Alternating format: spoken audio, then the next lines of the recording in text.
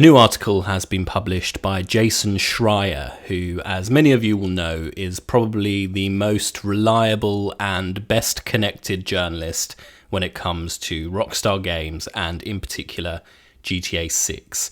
He's the reason we know a lot of stuff about GTA 6 already, despite us having been given very little official information. His latest article is called Grand Theft Auto 6 Will Rule the Video Game Industry in 2025.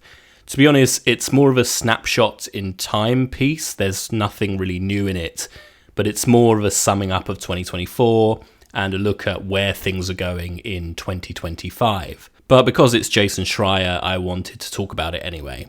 So it starts off with GTA 6 isn't just going to be the biggest video game of 2025, it will almost certainly be the biggest game of the decade and possibly the most lucrative entertainment product of all time. And he points out that expectations are extremely high. This is obviously very true. We know very little about the game so far, but we're already expecting something unlike anything we've ever seen before, because that's what Rockstar do. They constantly push the limits of what's possible. And Jason Schreier goes on to point out that that anticipation extends to other game developers as well, who don't want their releases to clash with GTA 6 because they know they won't stand a chance.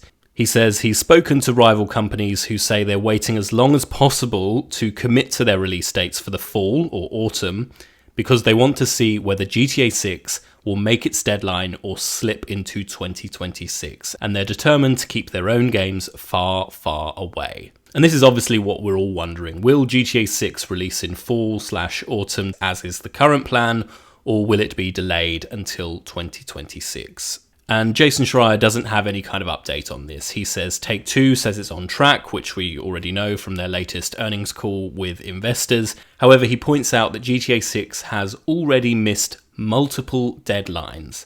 Now, he's talking here about internal deadlines within Rockstar, but obviously we're not entirely sure what they were. From the financial information Take-Two previously shared, it looked like the plan was to release GTA 6 in the spring of 2025. That's obviously now slipped to autumn 2025 and could slip even further into spring 2026.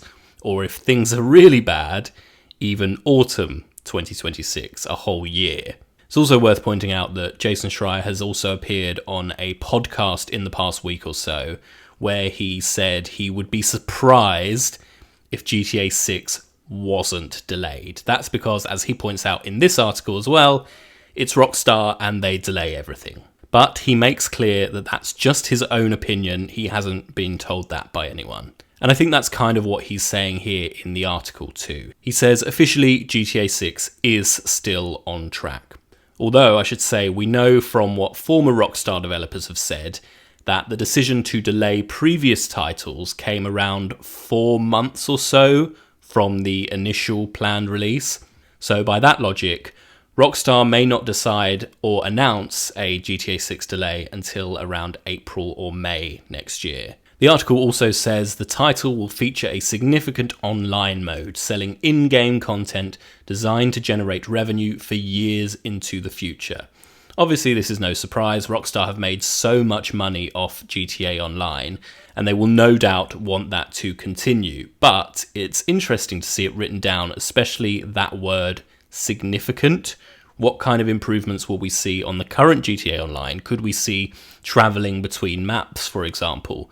Who knows? Obviously, there are a whole lot of questions which we probably won't get answered for quite a long time. I'm also a bit intrigued by the selling in-game content line. My mind immediately went to microtransactions. Obviously, we already have Shark Cards and GTA Plus on GTA Online, but I wondered if they could take this further and have maybe certain vehicles or properties or missions locked behind a paywall. Or maybe GTA Plus will be expanded in some way. Obviously, there are no suggestions this is the case at the moment. It's just me speculating, but I think a lot of people fear that's the direction GTA Online might be heading in. And lastly, in Jason Schreier's article, there's this bit about Rockstar asking their writers to be less crude towards transgender people and other minorities, which it says are the common targets of throwaway gags in previous versions.